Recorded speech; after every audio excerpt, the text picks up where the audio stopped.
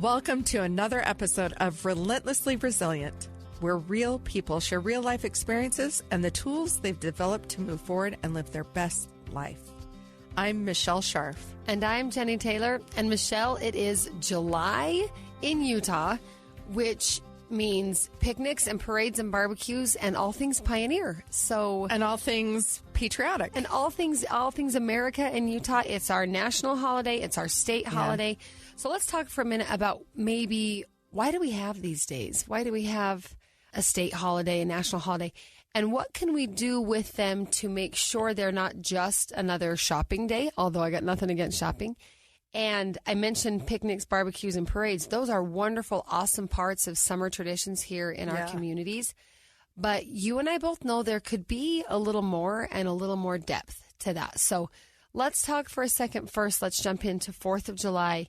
What it is, why it is, and I'm going to connect it a little bit to Memorial Day, if you're okay with that. Yeah, it'd be great. So 4th of July, everybody knows, Happy Birthday, America. Here we are. We declare independence. And independence these days seems to mean a lot of things, sometimes controversial. We want to be independent of everyone's other opinions. But, of course, that independence is really interdependence, right? We can't just do whatever we want and decide whatever we want. But I love the 4th of July and what we celebrate, that declaration of freedom, that declaration, I think, of brotherhood. You know, the Revolutionary War never could have been won had people not come together.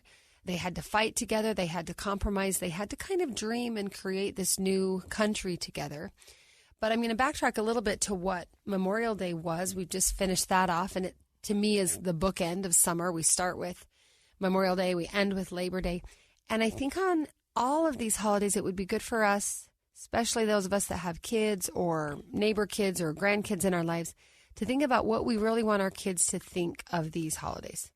So for Memorial Day, if you look back to the history of it, it was originally called Decoration Day in the Civil War because a lot of the ladies would decorate the graves of the many, many who died in that terrible, awful war, where, of course, every casualty was American, both sides.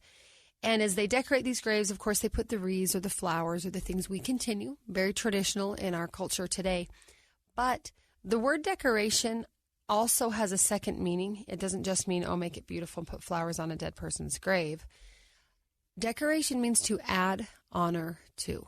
And I've thought a lot about that these past couple of years now that, you know, the 4th of July and some of these holidays have another layer of meaning in our family. How do we add honor to those who have died for our country? How do we add honor to those who fought for independence around the 4th of July in 1776? In Utah, we have our Pioneer Day, our Pioneer Heritage for our state holiday. How do we add honor to those that blazed the physical trails as we're now in our own lives trying to blaze some kind of trail day after day? So what are your thoughts? Where do we... Well, you know what's interesting to me is I feel like a lot of Americans, they confuse Veterans Day with Memorial Day. For sure. So Veterans Day is really about honoring those who have served. Yep. Memorial Day is about honoring those who have lost their lives in battle. Yes, and I think we as Americans, myself and my family included, we take Memorial Day as a day to honor all who have died anywhere and everywhere of every cause, which is beautiful. And I've gone to my father's grave with my father's family every year on Memorial Day. We remember him. It's a Memorial Day. Right. And I think that's okay. Wonderful, sure. Right. But don't lose sight of the fact that the actual holiday is, like you said, intended to celebrate those who die in uniform, those who die in the service of our country. Very different from any other manner or cause of death, and very different from Veterans Day, which, as you said, is a beautiful day to celebrate all who have served in uniform. Yeah.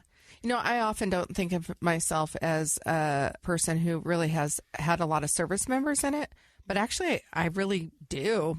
Both grandparents served. My grandfather was in World War II, and he ran communications for the front lines. Oh, wow. Very dangerous position. Yeah. And very important. Yeah, very important. And at that time, they were running, wires and all kinds of things. Actual wires for communication. And I do have a few stories that he shared with me, but he mostly just carried those, like most World War II veterans, a lot of the stories very quiet into his grave. Although when he slept, he often would run in his sleep, and my grandma would tell us he was chasing rabbits. Oh, my goodness. But, I would later find out that he had trauma from running from troops. From what he had experienced. So you bring up Memorial Day. I always honored my grandfather on Memorial Day, and it wasn't until years later that I realized what that holiday really meant. And I feel like it is really important, and we should really understand it better. We should honor those who have sacrificed so much because they paid an ultimate price for freedom. Right. I think of patriotism. And right now, patriotism is very often mixed in the mud with politics. And it seems to me, and some of the people I know, where they almost have these litmus tests for how patriotic are you, or how truly American are you, or do you love your country more or less than the next guy? What is patriotism to you? What does that look like? What does that feel like? Where have you seen it or lived it in your own life outside of the military? Because patriotism is not only a military thing. Yeah. I feel like, especially I was raised in California. My school was mostly public schools, but also some private schools. And, we always started the morning in public school with Pledge of Allegiance. We did that and a prayer in the public schools that I attended. Patriotism to me is recognizing the value of America. Oh, and for me, it is the foundation of the Constitution and our unique form of government based on that Constitution. I am really concerned right now about where we are in our world and what's happening. We have a lot of people focused in fear-mongering and a lot of conspiracy theories. Finger pointing. Yeah. And we've kind of lost sight of the value of the Constitution itself. And most recently with Roe v. Wade and the leaking of the documents through the Supreme Court, our foundation of our constitutional government is at a threat. And, I've heard politicians, I've been in politics for 12 years. I've heard them say this all the time, hanging by a thread. But I really feel that today, more than ever, we have undermined our Supreme Court. We have taken away the ability for justices to have authentic, vulnerable, honest, heartfelt discussions without the threat of their words being leaked through, we don't know how this got leaked still. Yeah.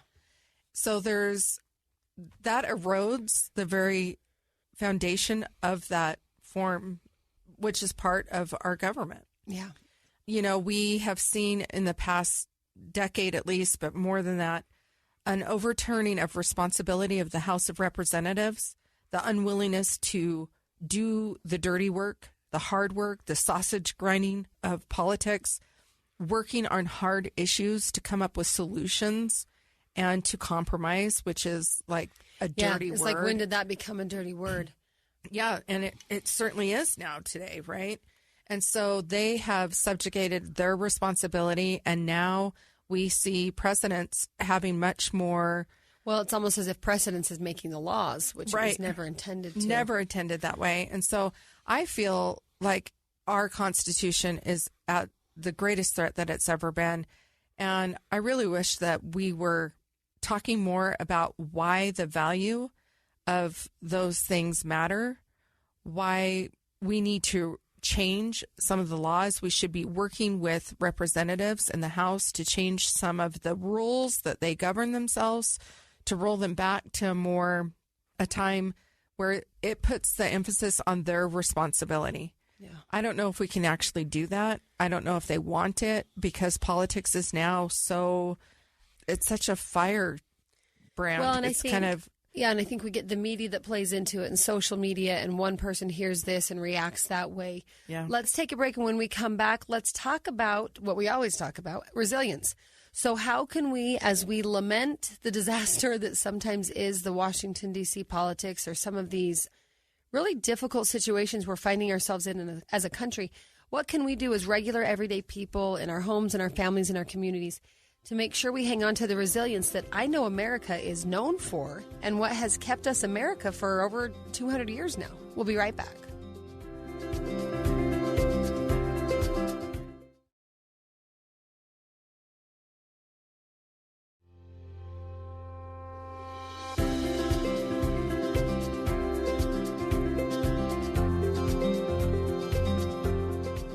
Okay, so resilience, Michelle. It is easy to get discouraged. It's easy to get worried, sometimes even paranoid, like, I'm with you. Oh, my goodness, what's going to happen to this country?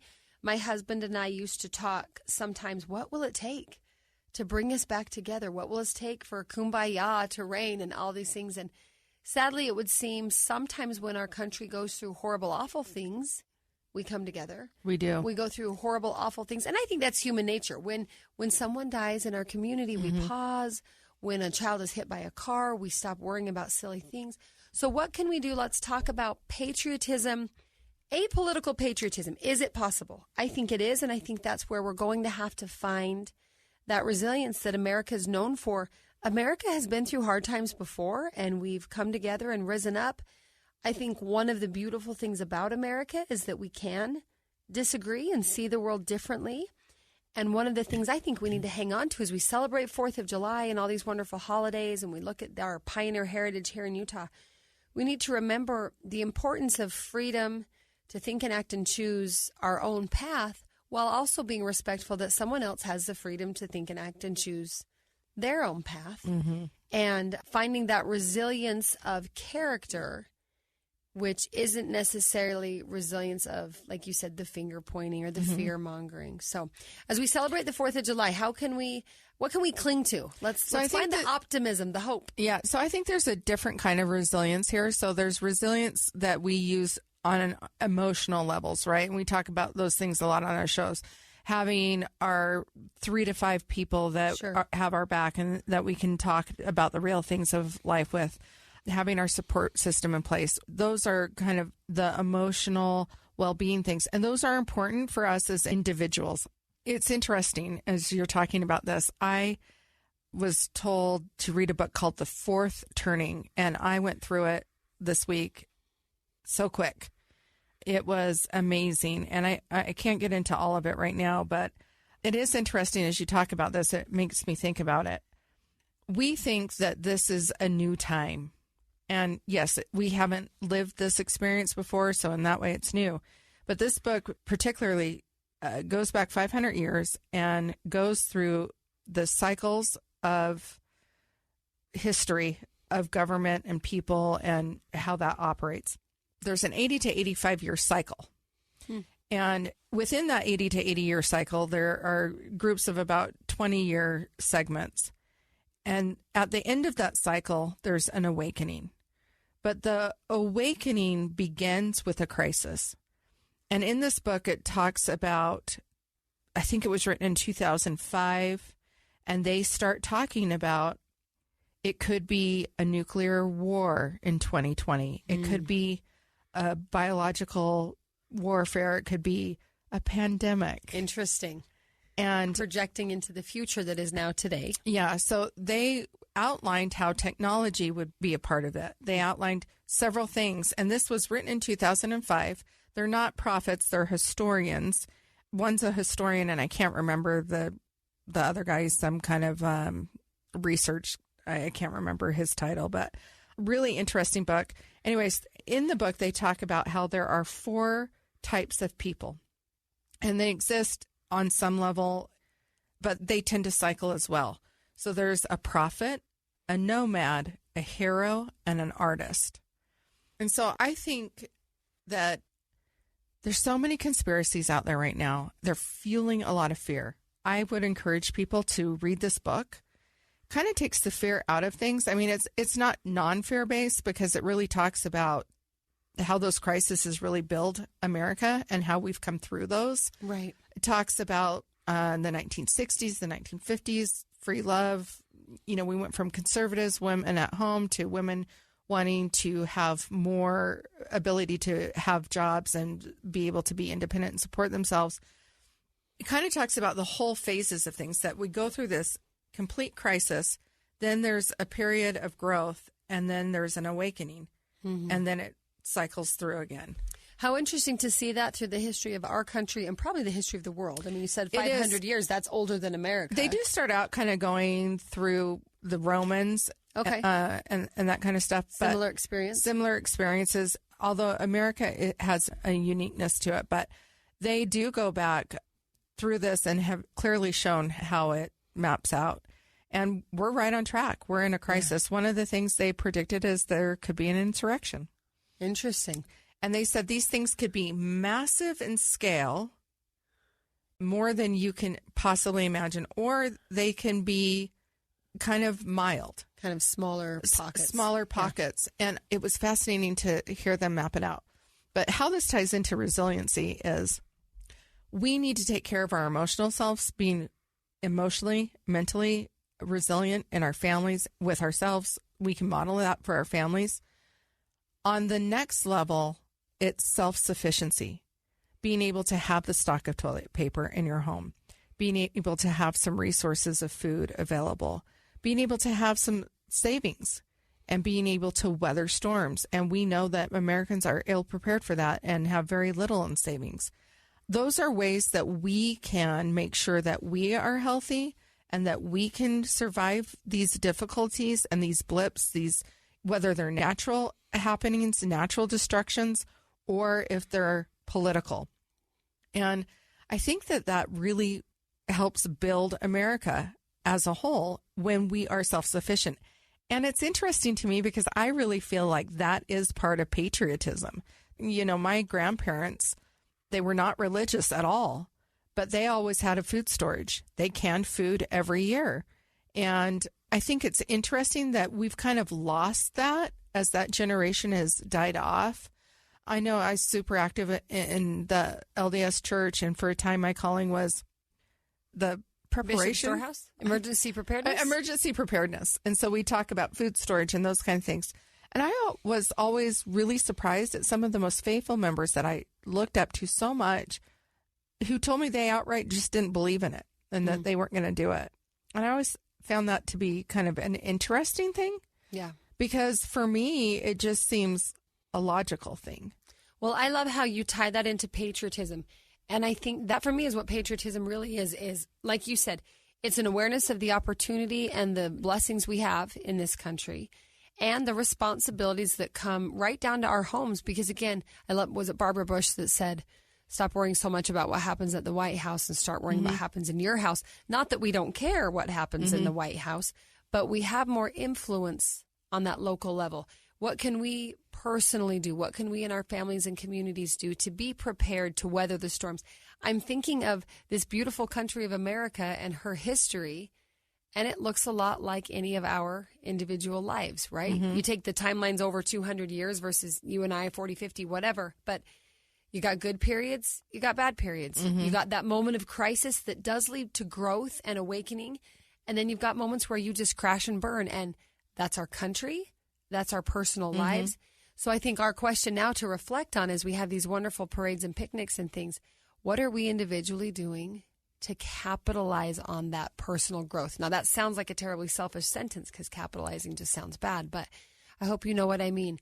As we reflect on the foundation of this country, even as we reflect on the things that worry us about this country today, can we also find in there some kind of sense of growth, learning, intent, purpose to say, okay, this is difficult and awful and scary, and so what am I going to do about it? So we'll be right back. We'll have one more segment where we'll wrap this all up.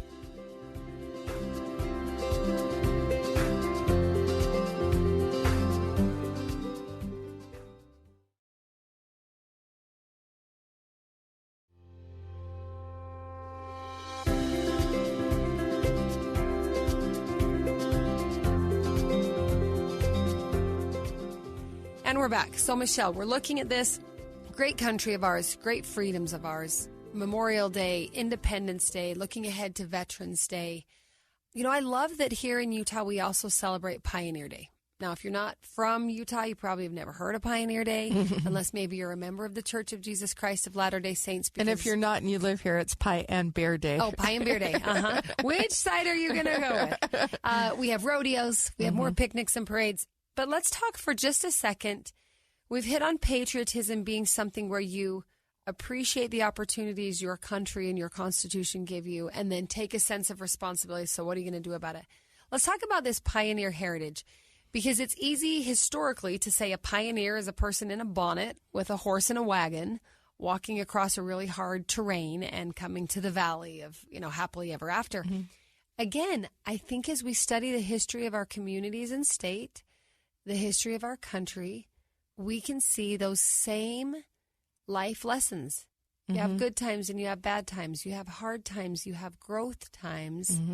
So what Talk about resilience. I mean, the pioneers are just one story and after the next of resilience. Of physical resilience. Yeah. And I think sometimes the ease of our physical lives, for most of us, can in a way almost let us off our guard. I don't know. Maybe that's just me. I don't know. I sometimes think, is that why we are not emotionally fit today? Interesting. And I feel because like we lack that physical component, or what do you mean? Yeah, because we have so much leisure time on our hands. It's almost too easy. It's almost too easy, and we are left to allow our minds to wander and worry and create anxiety and fears, and then start to question things and make our own stories up. That's such a good point. I tell my kids sometimes, if we lived in pioneer times and think of the simple act of cleaning a small cabin in pioneer days.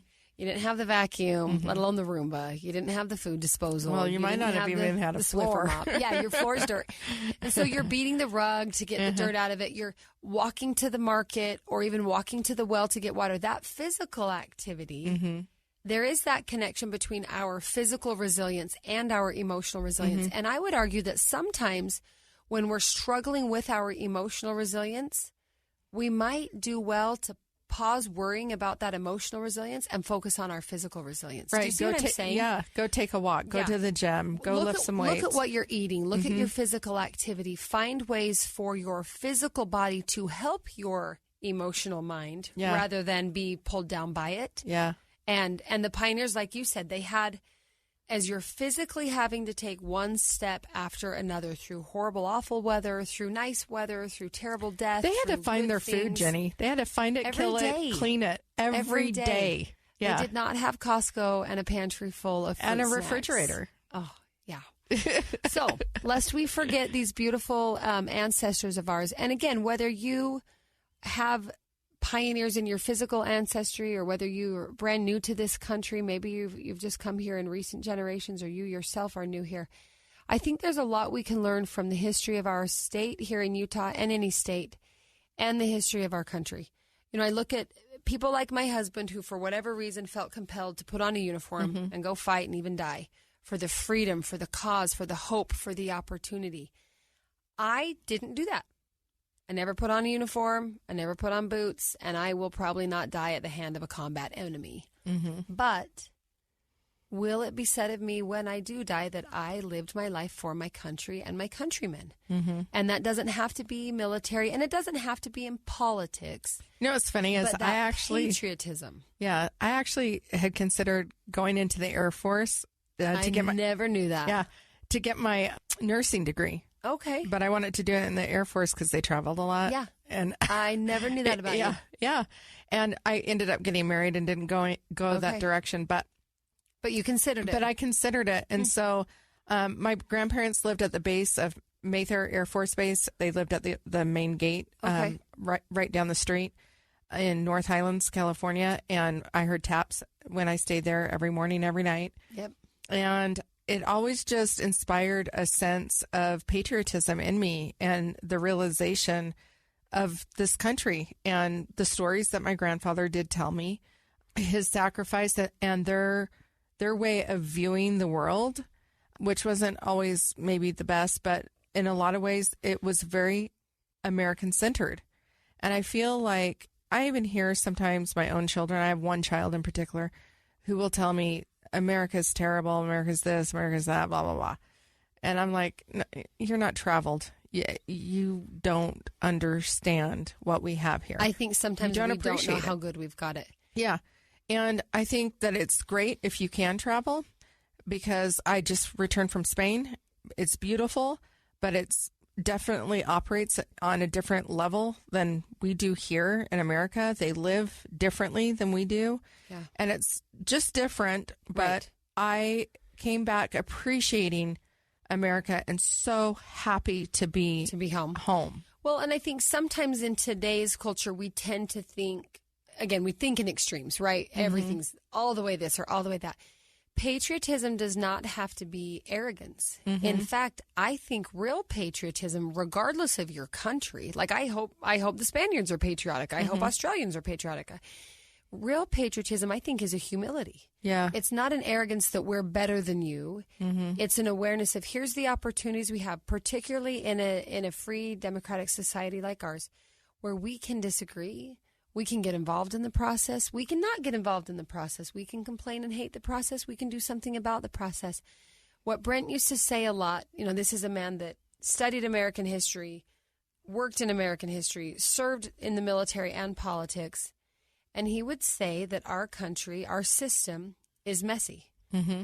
But it is messy. But it's better than any other system on the planet that history has yet found. Now, that doesn't mean we're perfect. I love the line, a more perfect union. Mm-hmm. And there's a lot of people like your son, a lot of kids, the younger generation, a lot of internationals who think because America's not perfect, mm-hmm. that we need to throw it all away or what. I think we look at the two words, more perfect. Mm-hmm. Are we more perfect today than we were 50 years ago? Are we improving? Are we progressing from where we were a couple hundred years ago? Our founding fathers didn't get everything right, but they sent us on a good trajectory. Same with the pioneers. I would say in the last decade, we have seen some destruction of our system, and I have real concerns about it. We as individuals have the most power at our city hall, in our county offices, at our state and local government. That's the most amount of connection that we have and where we can make a difference. But my involvement in politics, kind of started with the Tea Party, which was the biggest upheaval of people coming together. And then I kind of stepped away from that because they got really focused on immigration issues and in a way that I don't agree with.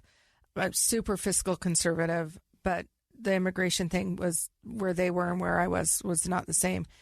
I see a lot of organization of activists in our community, especially here in Utah.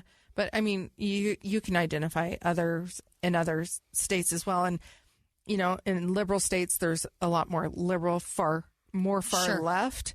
And in our state, we have some more far right. And I don't really see how they are actually really helping move the system forward. It's almost like they're like, we have this set of ideals and beliefs, and you all need to operate under these ideals and beliefs. That was never the intention of our government. It was about differences and about representing people as a whole, which means it's messy, it's hard, and it's deliberate. And we're missing that. Yep, and I will argue till the day I die that those freedoms really are worth dying for.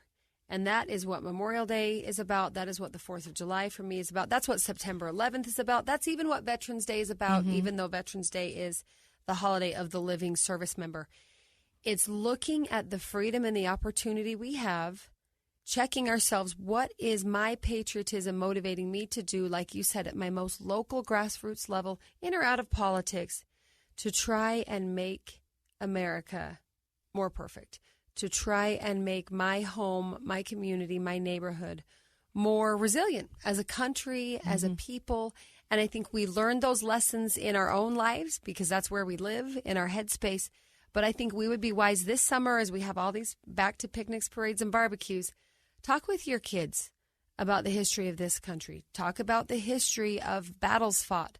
Talk about the history of compromises made. Talk about the history of really big moments. Like Michelle, you mentioned those cycles where we go through kind of waves in history where big pivotal changes have come to our society and our culture. Talk about those, reflect about those. And then even though it is really tempting to be very discouraged about the condition of a lot of things right now, I think our truest resilience will be in maintaining that American spirit of hope and optimism that can only be found when we come together. And I think we'll close it out with this. Brent, my husband, his last Facebook post was in October of 2018. He had just helped with the first parliamentary elections in Afghanistan over 8 years.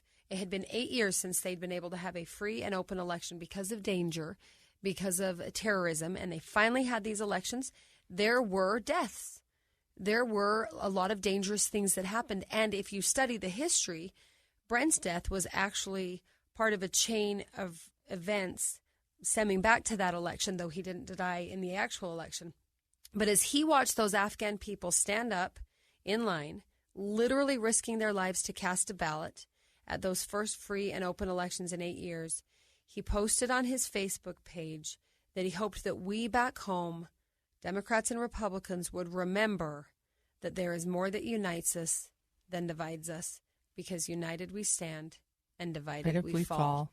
So that's where we're going to close it out. Our resilience is found in being united. That does not mean we have to see everything the same way. Mm-hmm. Resilience in our personal life stands in being united with the people who help and support and encourage us. Resilience in our marriages, in our homes, in our families, in our schools. So, America, let's do this. We're going to be resilient. We're going to remember to look for what unites us. We're going to be respectful and give people space to have differing opinions. And at the end of the day, we're going to always acknowledge that patriotism brings with it great responsibility and humility. We've been given a lot by a lot of men and women for a lot of years who have fought, bled, and died so that we can disagree and live in this mess of democracy. Let's do the best we can to add honor to the lives they lived. So that's it. All right. Happy picnic parades and holidays. And as you listen this summer, we're going to continue to share amazing stories of human resilience. And you're going to listen and you're going to think, I was resilient. I've been resilient. I have resilience. We want you to contact us and share your story. Whatever you've been through, you've got something to offer the rest of us in sharing your experience. So find us on social media at Relentlessly Resilient Podcast, or email us at rrpodcast@ksl.com so we can learn and grow with you. Yeah, and happy Independence Day, America. Independence. That requires self-sufficiency. It surely does. It surely does. Whatever you do today, remember to be kind. You have no idea the struggles others are dealing with in their own life. Have a great day. Happy birthday, America.